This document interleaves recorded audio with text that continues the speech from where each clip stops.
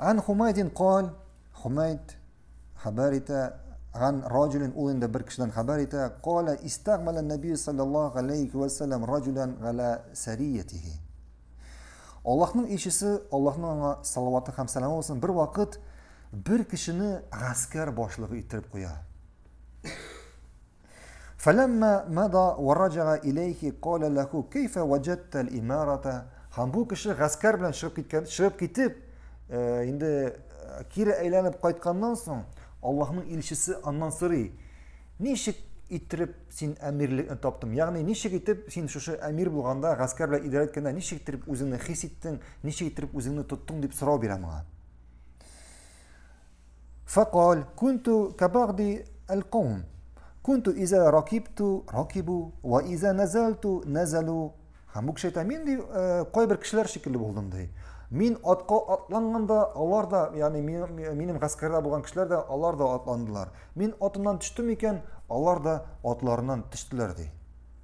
فقال رسول الله صلى الله عليه وسلم إن الصافب السلطان على باب عنة إلا من غسم الله عز وجل. Шуннан соң Пәйгамбәребез саллаллаһу алейхи ва саллям әйтә: "Шынлыкта әмирлек, ягъни султанлык иясе куркыныч, ялгыш булган ишек каршында басып тора." Ягъни ишек өстендә куркыныч, ягъни хәтәр булган ялгышлык ишеге каршында басып тора. Бары тик Аллаһ саклаган кешедән кала ди. فقال الرجل والله لا أعمل لك ولا لغيرك أبدا. فضحك النبي صلى الله عليه وسلم حتى بدأت نواجزه.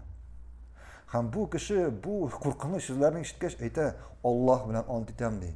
Башка бер вакыт сиңа һәм синең шикелләргә мондый эшне эшләмәячәкмен ди. Ягъни бу сүзләрнең мәгънәсе башка мин әмир булып бер кашанда булмаячакмын ди. Һәм моны ишеткәч Пәйгамбәрбез саллаллаһу алейхи ва саллям кычкырып, ягъни Пәйгамбәрбез көлеп җибәрә, хәтта аның көлүеннән урт тешләре күренә. Бу кеше ни өчен шундый сүзләрне әйтә? Башка мин мондый гамәл эшләмәячәкмен, ягъни мондый гамәлдә, мондый вазифаны алмаячакмын үземә дип. Сиңа һәм синең шикелләргә. Чөнки ул бу сүзләрне ишеткәч курка. Ул шушы сүзләрне ишеткәч, шушы әмир булудан, шушы җаваплылыктан курка. Бу хадистә идарә итүчеләр турында сүз бара. Гаскәр белән идарә итсенме, ягъни төркем белән булсынмы ул, ягъни ниндидер фирма идарә итүчесе, ягъни партия хәтта бер кеше белән идарә итсә дә. Һәм мондый гамәлнең нинди җаваплы булуы.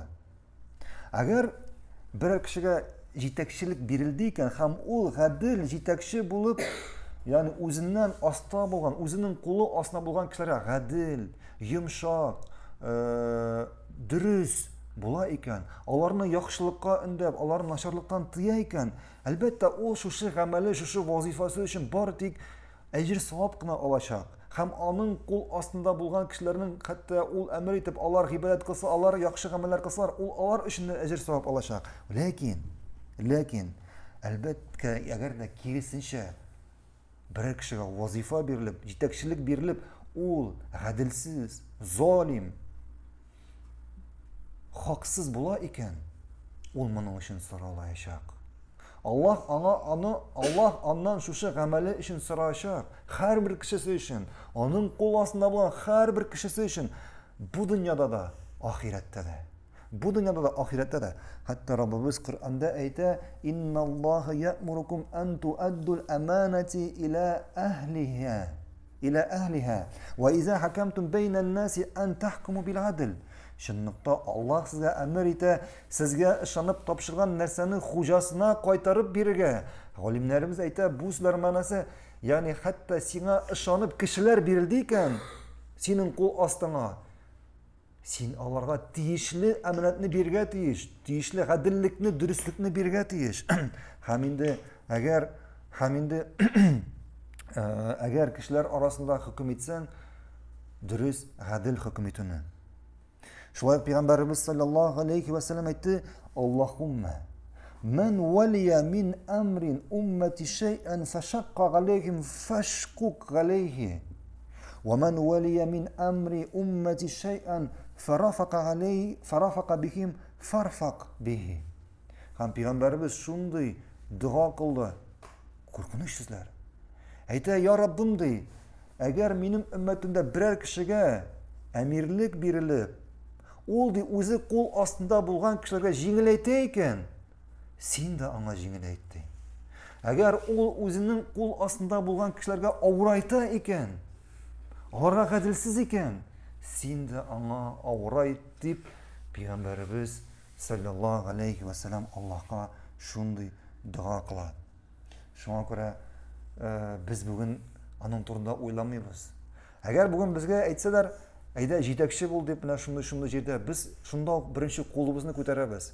Әгәр сахабаларга әйләнеп кайтсак, аларга шундый вазифа биргәндә, алар бөтен сәбәпләрне кыллар мондый вазифадан читләшергә, мондый вазифаны алмаска. Чөнки алар моның нинди җаваплы эш икәнен аңладылар. Ләкин без моны бүген аңламыйбыз. Кыямәт көнендә җитәкче кеше нинди генә җитәкче булмасын, гаилә башлыгы булсынмы, президент булсынмы, мәктәп директоры булсынмы, имам булсынмы, ниндидер авылның имамы, шәһәрнең имамы, аның кул астында һәрбер кеше өчен, һәрбер эше өчен соралганчы ул кирмәячәк җәннәткә. Соралачак һәрберсе өчен, аның кул астында булган кешеләр өчен. Шуның өчен бу бик җаваплы, һәм хәтәр гамәл. Һәм шуңа күрә, әгәр бүген җитәкче кеше икән, әгәр эшләре авыр икән, эшләре бармый икән, уйланып карасын, бәлки ул үзенең кул астындагы булган кешеләргә авырайтадыр. Бәлки үзенең кул астында булган кешеләргә авырайтадыр. Һәм инде шуның белән шушы урында бүген тукталырбыз. Икенче дәрес иншаллах дүшәмбе көнне сәгать 2дә шушы вакытта Субханакаллаһумма бихамдик